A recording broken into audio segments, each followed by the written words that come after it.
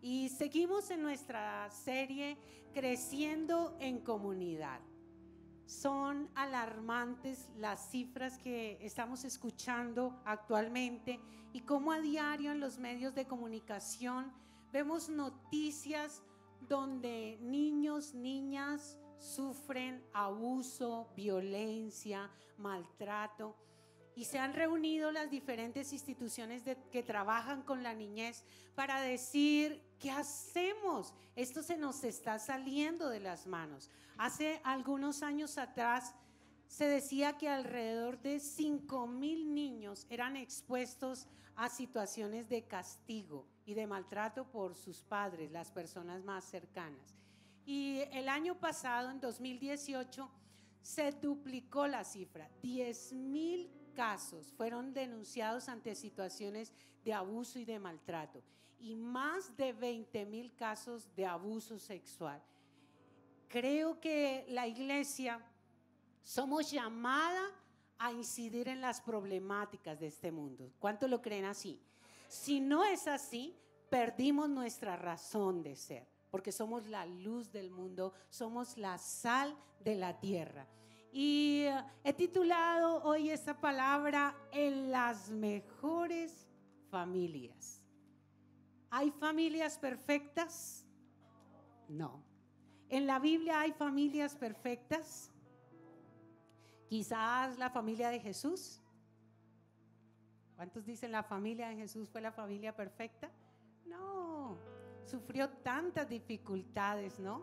Pobreza, persecución, desplazamiento, muchísimas situaciones. Pero la Biblia siempre coloca ejemplos para enseñarnos a nosotros a no cometer los mismos errores. Por eso nos muestra la imperfección de hombres. Y diríamos, ¿la Biblia habla de abuso y de maltrato? ¿Cuántos dicen no, la Biblia no habla de maltrato ni abuso sexual? ¿No? ¿Cuántos dicen sí habla? Perfecto, y quiero que leamos la palabra en segundo libro de Samuel, capítulo 13, versículo 1 al versículo 22. Y en esta mañana quiero hablar de 5 roles que se ven en la familia de David: un padre, una madre, unos hijos. Entonces voy a llamar 5 actores dentro del público. Nombremos un rey. Aquí mire, veo un hombre así con pinta de rey. John, ven. Vamos a coronarlo como rey. Vamos a llamar a algunos hijos de David. Uno se llama Absalón. A ver, ¿quién se identifica? Un hombre simpático. Absalón, mira tú, bien, él dijo yo. Muy bien, les presento a Absalón. Un aplauso para Absalón. Otro hijo de David se llama Admón.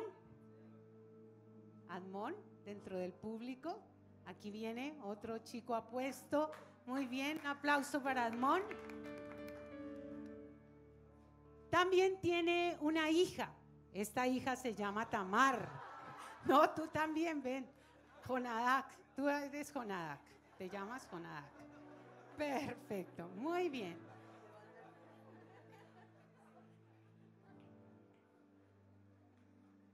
Muy bien.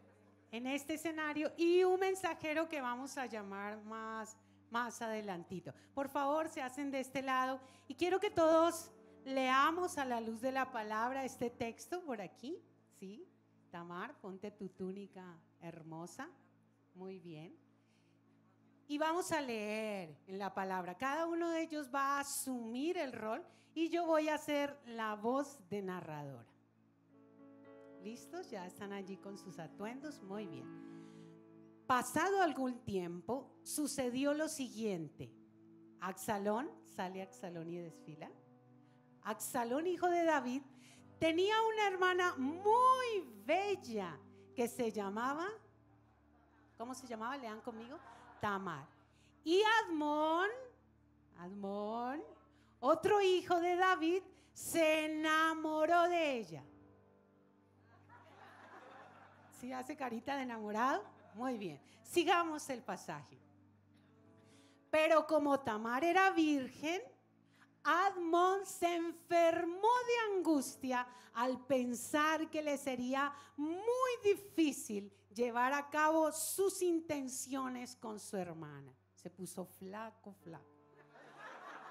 Sin embargo, Admon tenía un amigo muy astuto que se llamaba Jonadab y que era hijo de Sima y sobrina de David, o sea, era el primo. ¿Cómo se llama? Jonadab. Sigamos la lectura. Le preguntó Admon. ¿Qué le preguntó Admon? ¿Cómo es que tú, todo un príncipe, te No, ves cada Jonadab día? le pregunta a Admon. Ah, Jonadab. Listo. ¿Cómo es que tú, todo un príncipe, te ves cada día peor? ¿Por qué no me cuentas lo que te pasa? es que estoy enamorado de mi hermana Tamar. Respondió Admon. Jonadab le sugirió. Acuéstate y finge que estás enfermo. Cuando tu padre vaya a verte, dile, por favor, que venga mi hermana Tamar a darme de comer. Quisiera verla, preparar la comida aquí mismo y que ella me la sirva. Sigamos. Así que Admon se acostó y fingió estar muy enfermo. Y cuando el rey fue a verlo, Admon le dijo, Pasa. Admon le dijo, Por favor, que venga mi hermana Tamar a prepararme aquí, aquí mismo 2 tortas y que me las sirva. sigamos. David envió un mensajero. Aquí viene el mensajero. A casa de Tamar para que le diera este recado. Ve a la casa de Tamar. Ve a la casa de tu hermano Admón y prepárale la comida. Tamar fue a casa de su hermano Admón. Tamar fue a casa de su hermano Admón y lo encontró acostado. Tomó harina, la amasó, preparó tortillas allí mismo y las coció. Luego tomó la sartén para servirle, pero Amón se negó a comer y ordenó. Fuera de aquí todos. No quiero ver a nadie. Una vez que todos salieron. Una vez que todos salieron, Eso no, eso no. menos Tamar, Admón le dijo a Tamar. Trae la comida a mi habitación y dame de comer tú misma. Ella tomó las tortas que había preparado y se las llevó a su hermano Admón a la habitación. Pero cuando se acercó para darle de comer, él la agarró por la fuerza y le dijo, Ven, hermanita, acuéstate conmigo. sigamos. Pero ella exclamó, No, hermano mío, no me humilles. ¿Qué es esto? No se hace con Israel. No cometas esta ¿la escucharon a Tamar? ¿No? Escuchémosla. Y ella exclamó. No, hermano mío, no me humilles. Que esto no se hace en Israel. No cometas esta infamia. ¿A dónde iré yo con mi vergüenza? ¿Qué sería de ti? Serías visto en Israel como un depravado. Yo te ruego que hables con el rey con toda seguridad. No se opondrá a que yo sea tu esposa. Pero Admón no le hizo caso, sino que aprovechándose de su fuerza, se acostó con ella y la violó.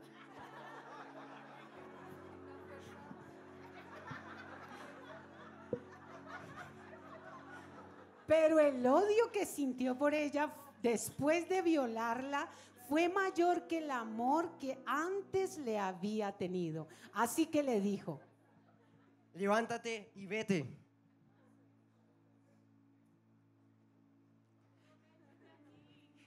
No me eches de aquí. Después de todo lo que has hecho conmigo, echarme de aquí sería una maldad, aunque Aún más terrible, Pero él no le hizo caso, sino que llamó a su criado y le ordenó: echa de aquí a esa mujer y luego que la hayas echado, cierra bien la puerta. Así que el criado la echó de la casa y luego cerró bien la puerta. Tamar llevaba puesta una túnica especial de mangas largas, pues así se vestían las princesas solteras. Al salir se echó ceniza en la cabeza, se rasgó la túnica y llevándose las manos a la cabeza se fue por el camino llorando a gritos.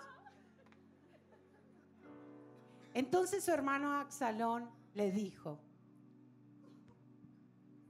Así que tú, hermano Amón, has estado con... Ah, no. Se me fue Tamara. Tiene que volver, por favor. Corte. La hermana al lado de Absalón. ¿Dónde estás, Tamara? Ahora mismo ven. Así que tu hermano Amón ha estado contigo. Pues bien, hermana mía, cálmate y no digas nada. A final de cuentas, es tu hermano. Desolada Tamar se quedó a vivir en casa de su hermano Absalón. Muy bien. Nos da risa esta lectura, ¿verdad? Un aplauso para estos actores. Ya les llamo nuevamente, no te quites la corona, rey. Nos da risa esta historia, ¿verdad? Pero realmente es dolorosa, muy dolorosa. Y diríamos, ¿por qué pasan estas cosas? Porque en las mejores familias suceden estas cosas. ¿Y quién era David? El rey, el líder espiritual, la persona que tiene temor de Dios. ¿Era un hogar cristiano? Sí, pero hay un suceso muy fuerte. Y queremos en primer lugar hablar de David. Podemos sentar aquí un momento a David. David y el padre, el líder espiritual de esta casa. Y cuando nosotros miramos un poco la reseña de quién es David, David perteneció a la familia de Isaí, su padre se llamó Isaí, era de la tribu de Judá, nada menos que los adoradores del pueblo de Israel. Además, David era un adorador a Dios, por excelencia. Dios se agradaba de los cánticos de David. Cuando David cantaba, Saúl huía, el demonio que había en él se aplacaba, era todo un dulce cantor. Pero cuando nosotros vemos qué antecedentes tiene la familia de David, por ejemplo en el Salmo 51, él escribe: en pecado me concibió mi madre. Casi que un chico huérfano por parte de mamá. No se dice de su niñez, nada. Era el menor de la familia. Y el menor siempre es el mandadero de la casa, ¿verdad? Traiga la leche, las chancletas. Y el menor en Judá era el que cuidaba las ovejas. Los hermanos más grandes hacían otras tareas importantes, pero el menor, vaya. Y tan diestro se volvió David cuidando ovejas que muchas veces las sacó de la boca del león. Era un guerrero, era un hombre fuerte, musculoso, sí, como pueden ver. Y además llegó a tener David 8 esposas, 19 hijos. Y un día no fue a la guerra, se quedó lochoso en casa, nada menos que allí en el palacio, y empezó a mirar entre todas. Y a la distancia había una mujer hermosa, desnuda, bañándose. La ve allí a Betsabé y la manda a traer. Se acuesta con ella y él pregunta: ¿quién es esa mujer? Y le dicen: es la esposa de Urías. Y él dice: ¿qué importa que sea casada? ¿Cierto? la manda a traer, se acuesta con ella, sale embarazada.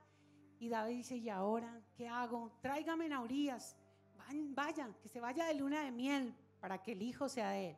Y el soldado fiel dice, no, es tiempo de guerra, yo me quedo aquí en la puerta del palacio. Y no va. Y David dice, ahora sí se me complicó, ¿qué hago? ¿Qué hago? ¿Cómo tapo este pecadillo? Y lo manda a matar, lo pone al frente de la guerra. Y producto de ese amor con Betsabé, ¿quién nació?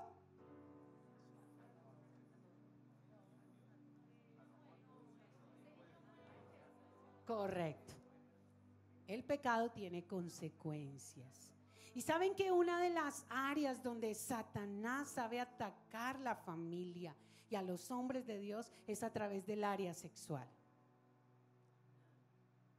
Es un hombre que no tiene la autoridad moral para corregir sus hijos. ¿Qué es responsabilidad de los padres? Educar a sus hijos. A veces creemos que es cosa de mujeres. Dice, reunión de padres, la circular. ¿Y quiénes van a la reunión? Las mamás, ¿no? Se asume que padres es la mamá, usted es la responsable de educarlo, de cuidarlo. Pero la palabra dice, oye, hijo mío, la instrucción de tu padre y de las enseñanzas de tu madre, no te olvides. ¿De quién es la responsabilidad de los hijos? De papá y mamá. Pero aquí está ausente mamá, está papá. Y un padre debe enseñar principios en la casa. Una de las armas más poderosas para dañar la identidad de un niño es el área sexual. Porque el enemigo sabe que cuando atenta contra la dignidad de un niño, en su valor como persona, en su identidad y seguridad sexual, lo dañó para toda la vida. Entonces, ¿hay vacíos en el rey David? Sí. Y se desatan poco a poco. Los hijos, los padres comieron las uvas, dice la palabra, y los hijos les dio las lenteras. ¿Qué significa? Que yo puedo abrir puertas en el mundo espiritual, puedo abrir tendencias a la iniquidad a través de mi propio comportamiento, pero también puedo cerrar puertas que han sido abiertas a través de antiguas generaciones. Dice que el pecado toca hasta la primera, segunda, tercera generación. ¿Hay una puerta y una grieta abierta en la vida de este padre? Sí. Y cuando nosotros llegamos al Señor, ¿cuántas experiencias no hemos vivido? Un matrimonio, 2 matrimonios, divorcios, separaciones, hombres que tuvieron relaciones. Hoy es tan común tener una vida sexual activa, 2, 3, 4 mujeres y viceversa, mujeres también. Y cuando llegamos al Señor hay una grieta abierta. Pero la Biblia nos enseña a nosotros principios correctos. Por ejemplo, en Levítico y en Deuteronomio decían que no podían darse relaciones ¿de qué? De incesto, ni siquiera ver la desnudez de la hermana. ¿Qué es la responsabilidad de un padre? 1, es la cabeza y líder espiritual en el hogar. Y un hombre modela para sus hijos. Un hombre tiene la capacidad como sacerdote de establecer altar familiar. Si tú no oras con tus hijos y con tu familia, difícilmente ellos lo van a hacer. Qué bueno que nosotros aprendamos que hay que separar un espacio de altar familiar. Abraham fue un hombre de altar. Moisés fue un hombre de altar. Jacob fue un hombre de altar. Enseñar principios espirituales. Segundo, ¿cómo actuó David? Sabiamente al enviar su hija allí a cuidar a su hermano. No. Nosotros le llamamos malicia indígena. No tuvo malicia. En la inocencia de nuestras propias experiencias a veces actuamos así. Y quizás ni por la mente le pasó. Miran toda una trama que hay allí. alrededor de esta situación y él ni por la mente le pasa y pone su hija en plato de bandeja, nada más que ante su hermano. Por eso, 80% de los abusos se dan en entornos de familia. El padrastro, la madre, el primo, el tío. Fue en el núcleo familiar donde se dio esta situación. Y a veces tenemos prevención hacia afuera, pero en el interior de la casa están los enemigos. David representa a un padre, y un padre sí es necesario que nosotros enseñemos y formemos a nuestros hijos, a sus hijos, a nuestros sobrinos, a los niños, aún en la iglesia, de cuáles son los límites correctos, qué son acciones apropiadas e inapropiadas. La educación sexual se enseña en casa, no en el colegio. Y se enseña de acuerdo a principios bíblicos. ¿Qué dice la palabra? Que el cuerpo es el templo del Espíritu Santo. ¿Se veía en Tamar que tenía un protocolo, que sabía qué era correcto y qué no era? Sí, sabía medianamente, ¿verdad? ¿Sabía la niña identificar cuando una persona se está acercando de manera inadecuada? ¿Sí? ¿Lo sabía? No, ella ingenuamente fue. Responsabilidad del padre. Dicen los medios que dar a un niño un celular antes de los 11 años de edad es darle una dosis de droga. Yo atiendo la pastoral social en el concilio y a diario estoy recibiendo casos de iglesias, de niños de abuso, que pasan por situaciones de abuso. El mes pasado atendí a un joven, hijo de un líder en una iglesia, que empezó a ser atacado por un adulto. Estas conductas de sexting, cuando un adulto a través de las redes sociales va y empieza a chatear con niño, hola, y se hace pasar por niño también, ¿cómo estás? Bien, ¿cómo te va? Muéstrame tu risa, después quítate la camisa, eres musculoso, hasta que lo llevan a despertar conductas homosexuales. Este niño estaba allí sumergido poco a poco y después viene el chantaje. Si no te ves conmigo, si no haces esto, lo voy a contar a tus papás. Hoy la policía hace seguimiento de niños que son expuestos a situaciones de sexting y de grooming, también entre adolescentes, como que te voy mostrando mis partes íntimas, tenemos relaciones, se graban, luego son expuestas a acoso. Y debemos estar nosotros alerta. Con un clic usted ya puede quitar todo el celular. Los padres deben saber las claves de las redes sociales de sus hijos. Un niño de 12 años antes no tiene por qué tener Face, Twitter, por protección.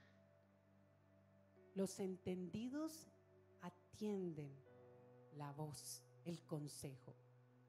Pero bueno, ya no hablemos del padre, hablemos de Tamar. ¿Dónde está Tamar? Está triste aquí.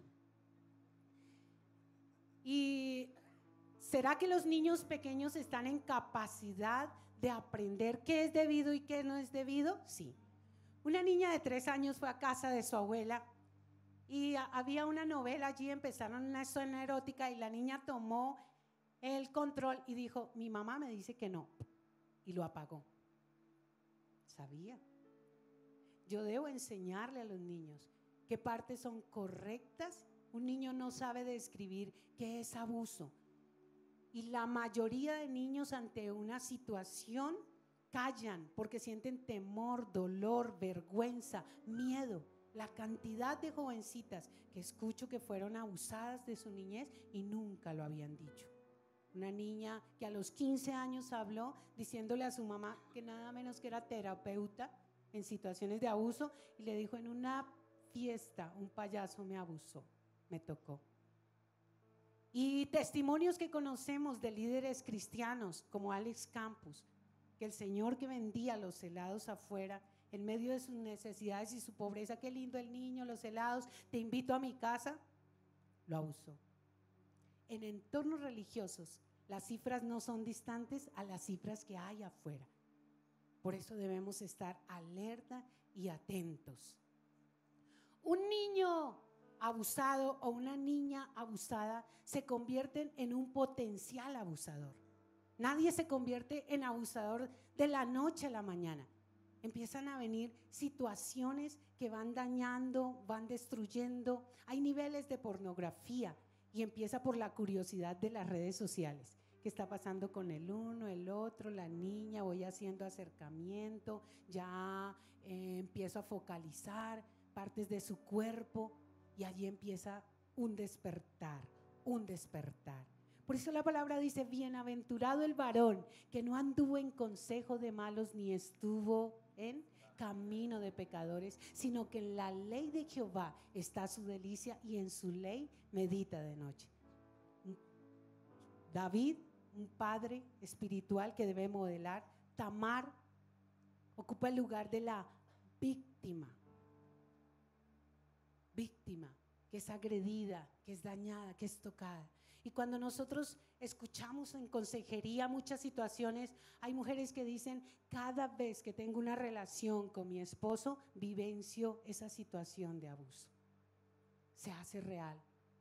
Hay algo que se llama los menomas olfativos, aún los olores traen el recuerdo y hacen que esa persona sea afectada. Hicieron un estudio de investigación con 700 personas que nunca sufrieron problemas de abuso, de maltrato, personas que fueron maltratadas en la niñez y personas que fueron abusadas. Por 25 años estuvieron haciendo un seguimiento de ellos y descubrieron que las personas que habían sido víctimas de abuso eran más propensas a sufrir depresión, ansiedad, anorexia, dolores de cabeza. ¿Hay consecuencias? Sí las hay. Hemos escrito en el concilio una cartilla, bueno, la he escrito para la gloria del Señor, que es una política interna de cuidado a la niñez. Y enseñamos a la iglesia, qué es el concepto de abuso, porque creemos que a veces decir qué linda tu boca, tu cola, no es abuso. Eso es abuso. Es abuso psicológico, porque usted está despertando o la víctima está siendo sensibilizada y despierta cosas que no está en la capacidad de saber. Estábamos trabajando con niños, mostrándoles una película de una situación donde una niña se atreve a hablar con una palomita y a contarle que está viviendo, y la niña llora muy callada, muy retraída, porque son las manifestaciones cuando un niño es abusado. Se aleja, se orina en la cama, no come, se deprime, se aísla, tiene conductas de rebeldía, y un padre debiera estar sensible a esas señales. Algo está pasando, algo está pasando. Y cuando termina la película decimos, ¿qué niños los están asustando? Les están diciendo cosas feas. Habían 30 niños en la reunión y todos se pusieron en pie. Gracias a Dios había allí maestras que están preparadas en el tema. Hicimos una fila con los niños y empezamos a escucharlos. Y los niños lloraban, todos lloraban. Y yo preguntaba, ¿qué te pasa? Y una niña decía, vi a mi papá hacer cosas, y lloraba, porque eso impacta demasiado la mente. Un niño no está preparado para ver a sus padres teniendo relaciones sexuales. Otra niña decía, pasamos y un señor nos dice cosas feas, y lloraba. Otra niña huérfana que vivía con su abuela decía, prendo Netflix a la medianoche y veo películas feas. El enemigo dañando. Dialoguemos. Todos estamos en entorno de niños y cada uno de nosotros es defensor de sus sobrinos, de sus tíos. No soy madre biológica, pero soy una defensora de los niños. Ya en bienestar familiar, durante 6 años tuve 200 niños todos los días, todas las semanas, y muchas situaciones se presentaban y ya en bienestar familiar me conocían. Pasaba poniendo denuncias por todo. Hay negligencia. Esa es otra clase de maltrato. ¿Qué es negligencia? Cuando nosotros dejamos de atender a un niño, por ejemplo, que un niño le dé nutrición, negligencia del padre. Que un niño a los 8 años no sea llevado a odontología, negligencia del padre. Que haya abuso de la autoridad hacia un niño, se acuesta y ya, porque soy su papá y punto. No, eso es abusar de la autoridad que Dios te da. Porque nunca las cosas se hacen porque papá dice, sino porque ¿qué es lo correcto? Y la palabra siempre dice que es lo correcto. Entonces, si usted coloca normas a sus hijos, nos vamos a acostar a las 9 de la noche. Y vaya y se acuesta y usted viendo televisión. No, modele. Segundo, enseñe la norma hasta que esté clara qué es el límite. No debes hacer esto. Recuerda, debes tender tu cama. Al siguiente día vamos a tender la cama. Usted mentorea, le acompaña. Luego tú sí puedes tender la cama. Se bendice la identidad de los niños y se corrige la conducta. Nunca un niño es mentiroso, grosero, porque Dios no lo hizo así. Dios nos hizo a todos puntuales, responsables, y yo debo afirmar eso en el niño. Tú eres juiciosa, pero recuerda que debes tender tu cama. Tú eres ordenada y los niños ordenados no dejan las medias botadas. Te voy a ayudar a llevarlas hasta que afiancen la letra. Se rompe un pocillo y la chancleta voladora sale, ¿verdad? No, a usted se le rompe un pocillo y ¿quién lo castiga? Gracias, Tamar. Hablemos de Admón. ¿Dónde está Admón? Uno dice, ¿qué vivió Admón? Para que empiece a sentir un amor diferente al que debe tener con su hermana. Empezando, no es la hermana, es media hermana, ¿no? Ya había un trastorno allí familiar. Él no la ve como su hermana, es su media hermana. Y él está viviendo algo solo. Dice, se enamoró de ella, pero no decía nada, no estaba maquinando nada. Pero viene Jonadab. ¿Dónde está Jonadab? Ese nos hizo Jonadab aquí. ¿Viene un buen amigo o un mal amigo? Un mal amigo. Dice que era astuto. Se la sabía. ¿Hay malos amigos alrededor de los niños? Muchos. En el colegio, en el barrio, en la familia, que han sido tocados, que han sido dañados y vienen a hacer mal. Él no está pensando en ninguna estrategia, él no está pensando en nada, se está enfermando, está flaco, está solo, tiene una problemática, pero da con un mal amigo. Revirtamos la situación, supongamos que él no era un mal amigo, hasta este lado, que era un buen amigo. ¿Qué le hubiera dicho a Admón? ¿Qué te está pasando? Vamos a decirle a tu papá. Venga, ayunemos. Busquemos a Leonardo, el líder de jóvenes, y contémosle. Eso no es correcto, no está bien. Y la historia hubiera sido otra. Miren la desgracia que viene a esta familia. ¿Quién es el propiciante de todo? El mal amigo. ¿Y él cómo estaba después? Él se fue, chévere. Se fue. ¿Pero quién quedó afectada? Una familia. Y a veces odiamos el victimario, ¿no? Uy, si está en un ambiente de entorno de iglesia, diríamos, sáquelo de la iglesia, no vaya, está haciendo daño. Pero una víctima y un victimario deben ser acompañados. Admón necesita también ser restaurado. Ser restaurado. ¿Por qué está pasando esto? ¿Qué vio en su padre? ¿Qué nunca recibió instrucción? Posiblemente no. ¿Por qué ese amor enfermizo? No era correcto. Debemos amar a la víctima, pero también al victimario, acompañarlo. Necesita ser restaurado. Y él está protegido porque es uno de los príncipes allí, nada menos que hijo del rey. Pero viene alguien de manera incorrecta. Y no solamente ocurre en la vida de los niños, sino generalmente una persona cae porque, vamos, tomémonos una, eso no pasa nada. Los jóvenes, uy, mire esa chica, háblale, llámale, dile, y hasta le acompañan, ¿no? Escríbele, ven, yo te escribo. Supe de un matrimonio de jóvenes donde el cartero terminó casándose realmente porque le ayudaba a escribir las cartas, ¿no? Mira, dile esto, dile lo otro, y se inspiraba, y la chica se enteró y terminó, fue enamorada de él. Gracias, buenos y malos amigos. Absalón,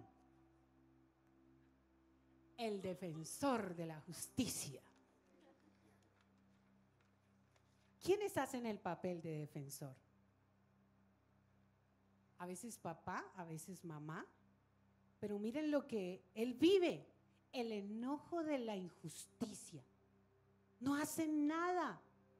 Mi papá no hizo nada, se quedó callado y favorece a la víctima. ¿Pero qué le dice a la víctima? No digas nada. Recuerda que es tu hermano. Y es tan común ver esa situación. Atiendo mamás que dicen, yo no voy a acusar a mi esposo. Y saben que viola a su hija y no hacen nada. Se quedan callados. ¿Hay enojo? ¿Hay ira? Claro. Yo he escuchado, cuando comparto estas charlas salen muchas situaciones, muchas. Una mujer la semana pasada destrozada y dijo, no sabía qué hacer. Preciso ayer me dicen que mi hijo de 14 años, que lo he educado, que es un niño de Dios, tocó 2 niños. No solamente es que los tocó, algo vivió ese niño, ese chico, que ya está desarrollando conductas homosexuales. Absalón siente ira, siente enojo. Él iba a ser el sucesor de David, iba para rey, pero todo un propósito de Dios se truncó. Porque él deja que pasen los días, está allí tramando un plan y dice, un banquete. Amón, ven hermanito, no sé qué, y le dice allí a sus servidores, cuando estén lo mejor allí bien acaloradito en la fiesta, mátenlo. Y así hacen sus criados, lo matan y Absalón tiene que huir, tiene que correr. Porque a veces es tan doloroso el daño que se siente que el único sentimiento que hay es venganza, venganza. Y como cristianos a veces decimos, bueno, como que yo no puedo dar, pero darle tú, Señor, ¿no? Las oraciones imprecatorias de David. Líbrame de mis enemigos, que pase una buceta, que lo aplaste, Señor, que se corte, que caiga un rayo, que lo parta en 2, ¿cierto? Ante el dolor que nosotros experimentamos y sentimos. Y saben que el papel de Absalón debiera ser el papel nuestro realmente. No ser indiferentes ante situaciones que vemos a veces en la calle, en las casas, en nuestra propia familia, sino cuidadores de nuestra familia, de los derechos del niño. Proverbios 31:9 dice, levanta tu voz por los que no tienen voz. ¿Quiénes no tienen voz? Los niños. ¿Quiénes no tienen voz? Las mujeres también. Las mujeres que son expuestas a violencia y a maltrato. ¿Quiénes no tienen voz? Los ancianos. Dios me ha guardado. Yo en la calle alguien maltratando y me acerco y le digo, señora, no es fácil educar hijos. Pero no le hable hacia la niña. Háblele de esta manera. Y claro, no es fácil. Un día le dije a mi cuñada que estaba diciéndole a mi sobrina, 10 dividido en 5, ¿cuánto es? Y la niña decía 3, 2. Y le digo, pero así la niña no va a aprender. Ven, Camila, para acá. Mira, y empecé con lentejitas. Tienes 10 lentejitas y haces grupos de a 2. ¿Cuántos grupos tienes? Me dice, 6. Y le digo, nena, cuenta. 1, 2. A la media hora estaba en el tono de la mamá. Camila, pero por favor. Los entiendo, papás. Los entiendo. Pero la Biblia dice en Efesios, como no se dejen llevar de la ira, no se desesperen, no ataquen, no hagan nada. Y bueno, castigo físico, sí, la Biblia habla de la vara. Pero la vara tiene un sentido diferente en la Biblia, que es corrección. Cuando se castiga con ira, usted maltrata. ¿Saben? Hace poco me sorprendió, un líder me dijo, le dije a mi hijo, nunca lo quiero ver con piercings, con tatuajes, ni levantarnos la voz. Y un día le estaba hablando tan duro a la mamá y dice, le cogí, le di una trompada que cayó desmayado. Se le puso negra la cara y cuando reaccionó le dije, vaya, denúncieme. Dijo, desde ese día, ¿sí ve que sí funciona? Dije, no. Gracias a Dios, acaba de salir una ley que prohíbe el castigo físico a los niños. Digamos, no en el rigor de los Estados Unidos, pero es preferible proteger a la niñez que no lo que está pasando. Que a diario en las noticias digan que hay 2 y 3 muertos. Colócate en pie, vamos a cerrar orando al Señor diciendo, Dios, permite primero que haya una sanidad propia. Que si tú, hombre de Dios, estás luchando porque maltratas a tu esposa, a tus hijos, puedas decirle, Dios, yo necesito experimentar tu sanidad. Que si tú, mujer, estás también siendo expuesta, puedas decir, Señor, trae tu orden tuyo. Porque realmente nosotros debíamos modelar la familia del reino, donde hay familias saludables en un ambiente relacional. Por eso crecemos en comunidad, cuando tenemos la capacidad nosotros mismos de estar sanos en nuestro corazón. Ese es el verdadero compromiso de la obra transformadora de Dios. Señor, muchas gracias. Gracias por cada niño de esta congregación. Hoy nos unimos para cubrir la niñez, Señor. Nuestros hijos, nuestros sobrinos, Padre, los entornos donde trabajamos. La iglesia CI está comprometida en tener un lugar de seguridad, en atención a los niños, Señor. Gracias. De ellos es el reino de los cielos, Padre. Y queremos cubrirlos, queremos protegerlos, queremos resguardarlos. Perdónanos, Señor, cuando en momentos de ira hemos quitado, Señor, esa identidad tuya. Hemos echado culpas, Señor, cuando hemos callado, cuando hay silencio. Señor, estos jóvenes que se practican cortaduras, cutting en su cuerpo para tener un desfogue emocional. Esas puertas que han sido abiertas para dañarlos, Señor, se cierran hoy en el nombre de Jesús. Hacemos un compromiso, Padre, para traer protección. Guarda, Señor, a cada pequeño, guarda a cada joven, a cada adolescente, Señor, en el nombre de Jesús. Hombres y mujeres santos para ti, guardados en toda nuestra integridad.